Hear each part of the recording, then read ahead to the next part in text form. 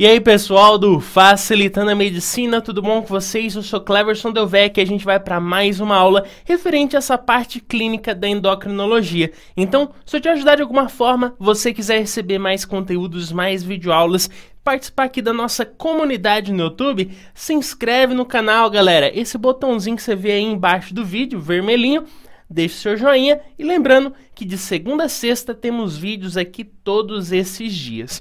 E vamos ao que interessa, vamos falar hoje sobre hiperaldosteronismo. Galera, que é isso? Primeiro a gente tem que saber que hiperaldosteronismo, ele também é chamado de síndrome de Kohn. Tranquilo? Agora, o que seria isso? Galera, o conceito que a gente pode dizer para esse hiperaldosteronismo é que existe uma grande produção e liberação de aldosterona. Por quem? Pelas adrenais.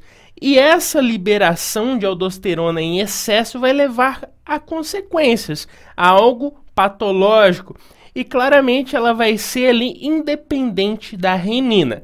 Então, galera, lembre-se, falou de hiperaldosteronismo, estamos falando de uma grande liberação de aldosterona por parte dessa adrenal, e que vai levar algumas consequências patológicas, ou seja, algo anormal no organismo que a gente vai ver mais à frente nesse vídeo.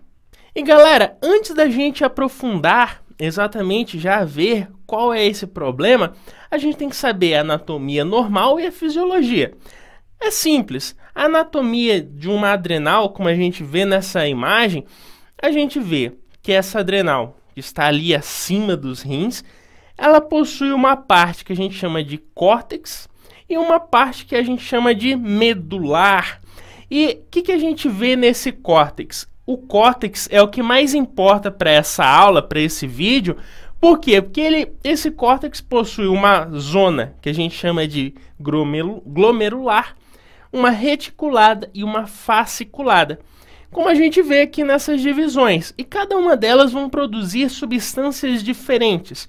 Porém, o nosso foco é nesse córtex dessa adrenal e exatamente na zona glomerular, porque essa zona glomerular da nossa adrenal vai produzir a aldosterona.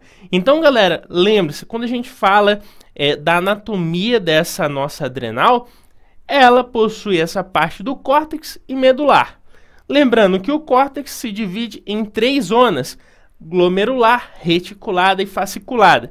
E a glomerular é o que importa nessa aula, porque ela que vai estar produzindo e liberando essa aldosterona. Agora vamos ver como que é esse processo fisiológico.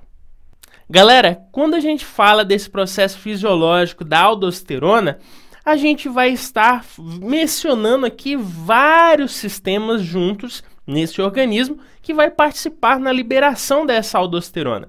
E tudo começa, galera, quando existe uma redução, uma diminuição da pressão arterial. O corpo vai tentar, de certa forma, levar a homeostase, ou seja, fazer com que essa pressão arterial sempre esteja ali no seu nível adequado. Agora, o que vai acontecer? A gente tem uma substância chamada angiotensinógeno. Esse angiotensinógeno, induzido pela renina, vai ser transformado de angiotensinógeno em angiotensina 1. Essa angiotensina 1, galera, pela ação lá dos pulmões, de uma enzima nos pulmões, a famosa ECA, vai atuar sobre essa angiotensina 1, transformando essa angiotensina 1 em angiotensina 2. E essa angiotensina 2, ela já tem aí um efeito. Por quê? Porque ela vai atuar exatamente na adrenal, em especial nessa porção do córtex da adrenal e mais específico ainda na zona glomerular que a gente acabou de falar, fazendo com que essa adrenal, na sua zona glomerular, produza e libere essa nossa aldosterona. E claramente a aldosterona vai ter um papel de certa forma, ajudar nesse controle da pressão arterial. Agora, galera, qual é a ação dessa aldosterona? Por que ele talvez ajuda, né, de certa forma, nesse aumento da pressão arterial ou causando até uma hipertensão? Galera, o que que acontece é que essa aldosterona, ela atua nos nossos rins, fazendo com que eu tenha uma maior eliminação de potássio e uma maior reabsorção de água e de sódio. E essa maior reabsorção de água e de sódio aumentaria, de certa forma, essa nossa, essa pressão arterial, podendo levar, como nesse caso do hiperaldosteronismo, a uma hipertensão desse paciente. Agora, na epidemiologia, a gente fala que cerca de 0,2 até 1% tem essa prevalência de ter esse hiperaldosteronismo. Porém, essa porcentagem pode aumentar em casos de paciente já com hipertensão, agindo ali como uma forma secundária, uma hipertensão secundária. Então, é uma incidência baixa, porém, de forma secundária, ela pode ter uma porcentagem maior. E galera, quais seriam as causas para essa hiperaldosteronismo? É simples. Pode ser um adenoma que esse paciente está tendo, esse adenoma que seria um tumor que atuaria ali de forma benigna, porém que seria secretante, ou seja, existe um tumor que vai fazer com que nessa zona glomerulosa, dessa nossa adrenal, façam com que libere mais essa aldosterona. Então esse adenoma pode ser uma das causas. Pode ser também, galera, um hiperaldosteronismo bilateral, por uma hiperplasia dessa adrenal, ou seja, a adrenal vai estar ali gigante, as duas, uma bilateral, as duas adrenais estariam grandonas e claramente produzindo mais, liberando mais aldosterona. E esse é o caso mais comum, tá, galera? Esse aí é o mais recorrente dessas que a gente está citando. Pode ser também uma hiperplasia unilateral, quando apenas uma das adrenais estaria ali comprometida, estaria ali grandona e liberando mais aldosterona, ou até mesmo um carcinoma, que ainda bem que não é tão frequente, porque é a forma mais agravante, na verdade.